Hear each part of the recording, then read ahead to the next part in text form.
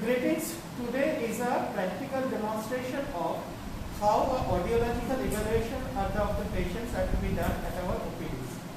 To close আসবে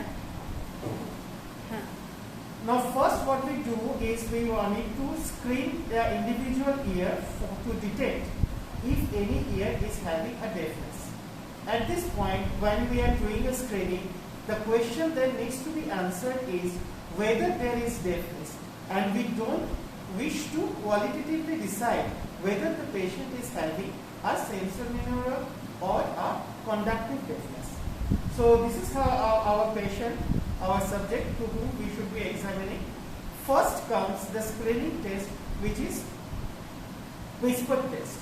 In a whisper test, the distance between the examiner and the examinee should be a minimum of 6 meters.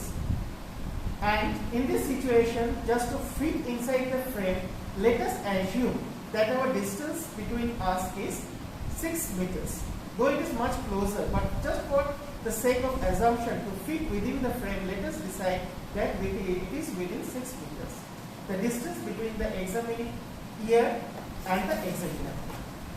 Now I will be uttering a few words which he will be repeating after me to assess whether he can hear the words or not. When I am uttering the words, my lips will be moving. Occasionally, a deaf person may read the lip reading and answer my question. To obliterate that, what I do is ask my patient to look away from me, and his face will be turned at about 90 degrees to my direction, so that he doesn't get a visual cue about what I am saying to him.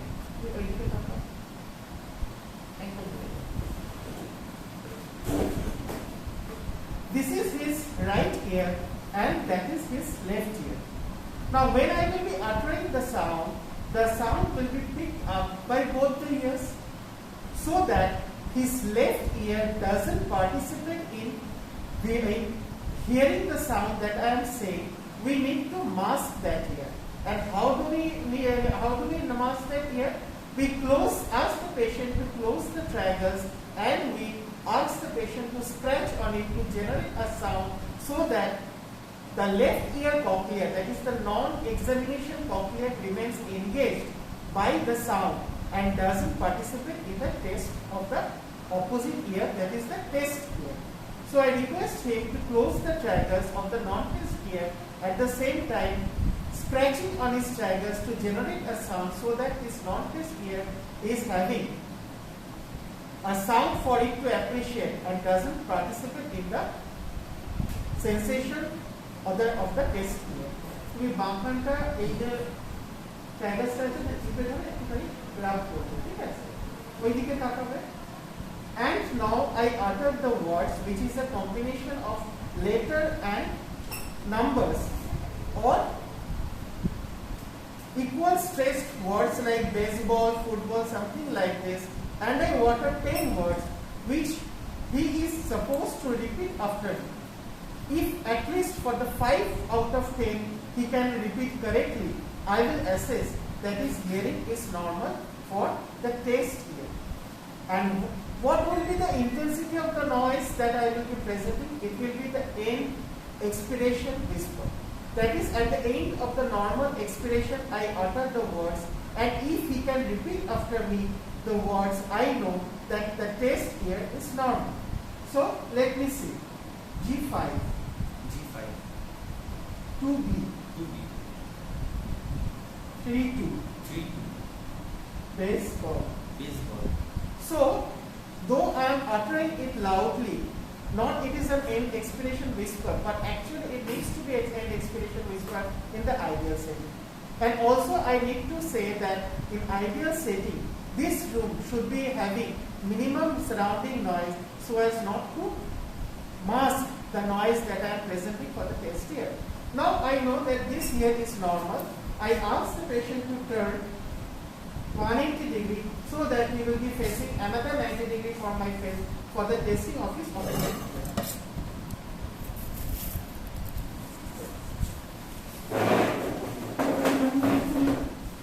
Similarly, I ask him to close the tragus of the right ear, and this ear, the left ear, is under evaluation.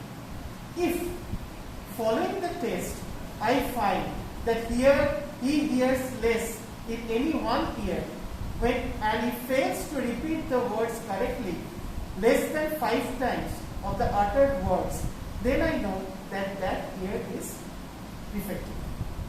So after, at the end of this whisper test, I know for certain which ear is defective or both ears are normal or both ears are defective.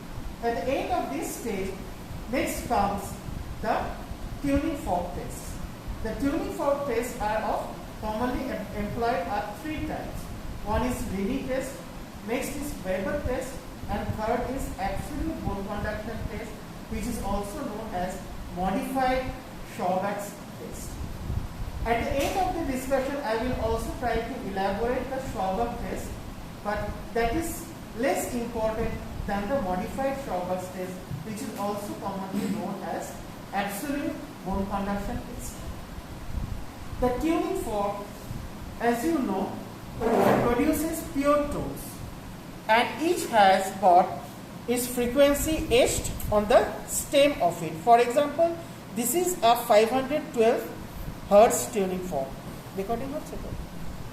And this 512 Hertz tuning fork will be producing a sound that is purely of 512 Hertz frequency, not more and not less than that. Where am I supposed to strike it? I am supposed to strike it on a firm elastic surface like my olecranon process at the junction of the upper 1/3 and the lower 2/3. And next what I will be doing is the release test. Before I perform the release test, my test subject will be at an arm's distance about 1 meter from me, and first comes that the patient to be explained what I am going to do to him. He should be made accustomed to the noise that I am going to present to him, so that he understands what the sound of tuning fork is really like, so that he may appreciate as I do the test. তাহলে তোমার কানের উপরে প্রথমে এইটাকে আমি বাজিয়ে কানের পিছনে রাখবো।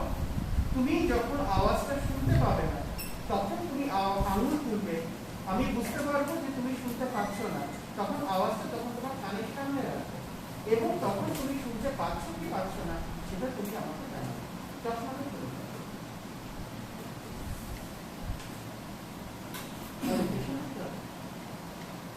So I strike it like this and I place it on the mastoid sufficiently loudly, sufficiently firmly, so that there is considerable pressure on the mastoid, and I should also be ensuring that there is no hair on the mastoid bone. So you abar bolbe, ঠিক আছে? যখনই শুনতে পারবে তুমি জানাবে।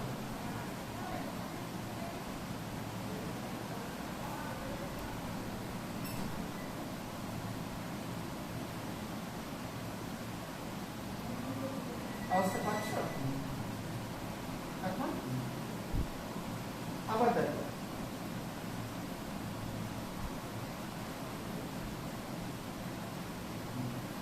তখন পাবে না আমার তো।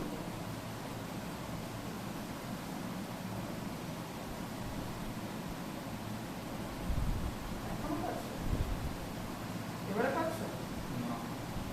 So what I find he is having Rini negative to the left ear. Rini negative meaning that his bone conduction is more than ear conduction. Had he heard the noise when I transferred the tuning fork, vibrating tuning fork from mastoid over to the external auditory canal, had he heard the noise, it would have meant that his ear conduction is more than bone conduction, or Rini positive. An alternative method of examining, of evaluating the Rini test is to compare the loudness. So this is like this, and I ask the patient which one is louder. One second.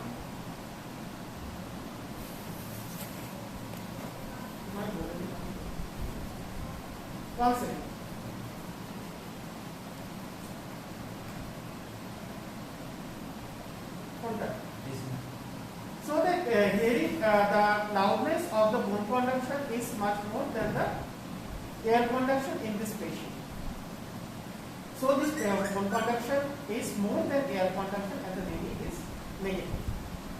A few things to be stressed is that number one, there should be air on it and you place it with sufficient strength. And when you place it along the external auditory canal, along the acoustic axis, it should be about 1 to 2 centimeters lateral to the opening of the external auditory canal. And it should be like this, not like this. Similarly, I test for the opposite ear also. And there also, individually the ear is to be evaluated to know whether there is a really positive or a really negative. Following this, I have to do a Weber test. In Weber test, what I do is along the midline, I press the vibrating tuning fork and I evaluate to which ear the sound is getting lateralized or it remains central or the patient doesn't hear. The individual implications have already been discussed in the slides that have been presented. I press it like this and along the midline and ask the patient to which ear he has heard. So he hears it equally in both the ears. Similarly, the vibrating tuning fork, I can place it like here, on here and on the nasal bones.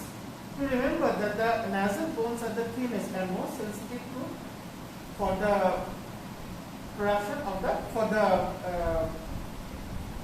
to record the Weber test, the nasal bones are the most efficient part to give a good result. And then comes the absolute bone conduction test.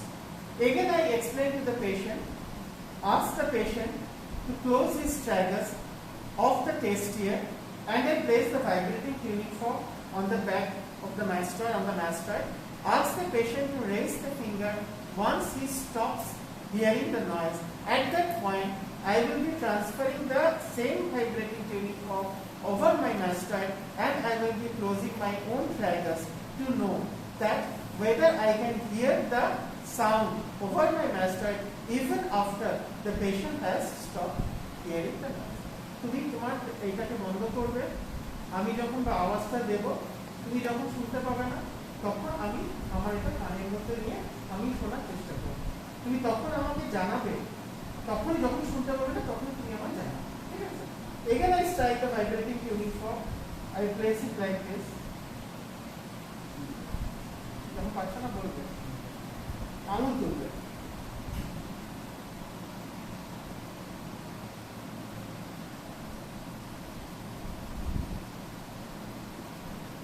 I cannot also hear. So in such a situation, I will deduce that he is having a normally sensory neural reserve on his left ear.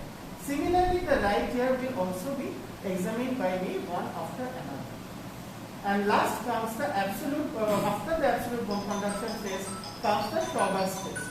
In the Schauber's test, we don't close the tragus. The tragus remains opaque and we evaluate whether we can hear the sound even after the patient fails to hear.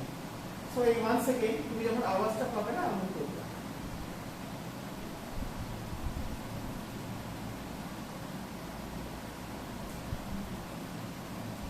Here I cannot hear. So once again we may deduce that his hearing bone conduction or sensory neural reserve is equal to that of mine. Or again, I will be placing it on my mastoid. Once I stop hearing it, if I place it on his mastoid with the tragus open, if he can hear, the deduction will be that he is having a bone conduction deafness in the ear under evaluation. Thank you. With this, I have completed the whisper test, Rayleigh's test, Weber's test, ABC, and the Schauber's test.